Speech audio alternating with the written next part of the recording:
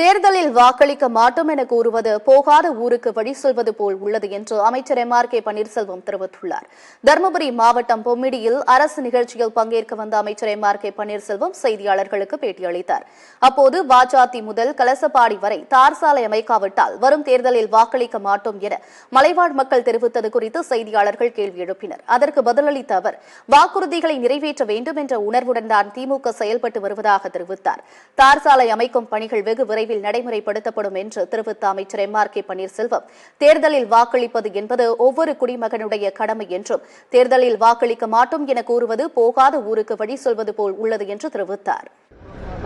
வாக்குரிமை செலுத்துவது என்பது கடமை என்று தேர்தல் ஆணையம் விளம்பரம் செய்கிறது.